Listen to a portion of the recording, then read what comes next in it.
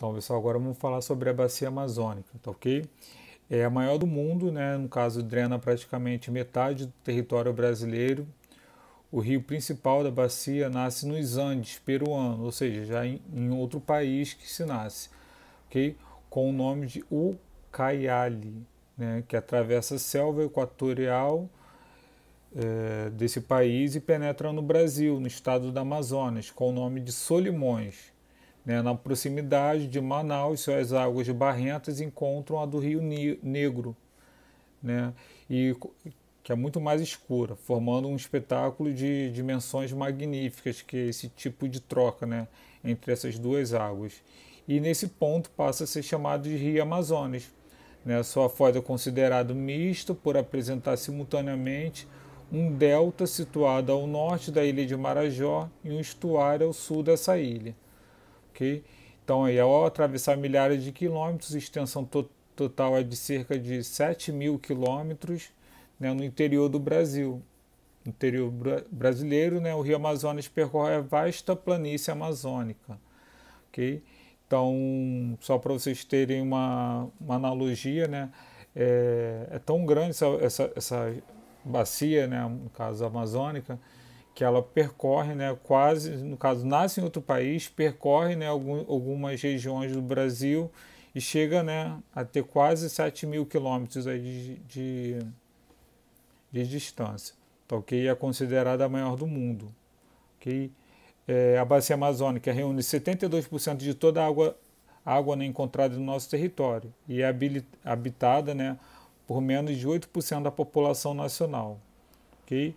O tamanho e o potencial explica a existência, né, também um ambicioso projeto que prevê a construção de nada mais do que 76 usinas, né, só que é projeto, ok? E o projeto não é, no caso, posto muitas vezes em práticas. E aí nós temos somente 6 usinas, tá ok? É claro que essas usinas elas são muito importantes, né, principalmente pela questão de geração de energia, mas só que tem um impacto ambiental muito grande. Né? Por quê? Tem a inundação de vastas áreas, né, no caso florestas e áreas também povoadas, que as pessoas acabam tendo que sair desse local, e também pela questão indígena, né, pelas áreas demarcadas, que muitas delas acabam às vezes não respeitando e acaba, né, retirando esse local onde os índios, né, acabam vivendo. Okay?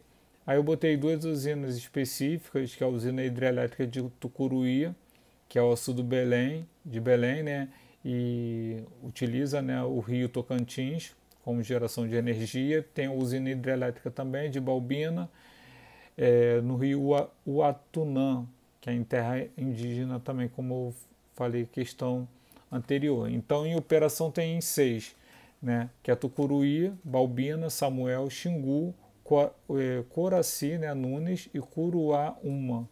Tá, ok? Essas são, no caso, as 6 usinas que estão em funcionamento.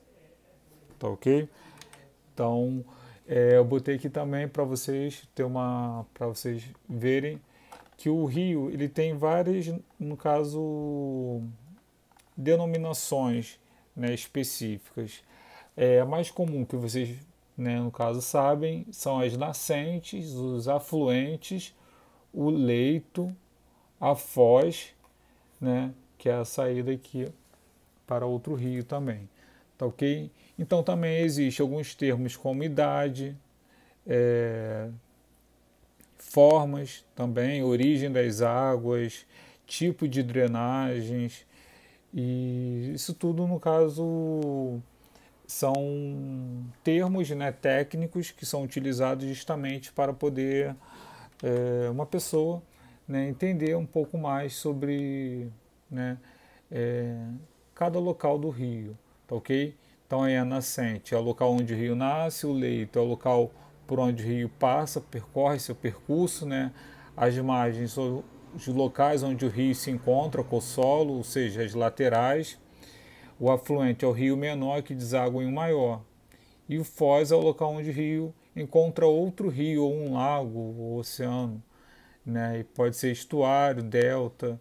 Estuário corre num leito uniforme até o fim, e o delta se caracteriza por um alargamento de uma forma de um triângulo, se forma, né, na parte da terra no centro da ilha, que é basicamente o delta, como fosse assim, realmente um delta, né? Aqui é um pouco parecido com um delta, tá ok?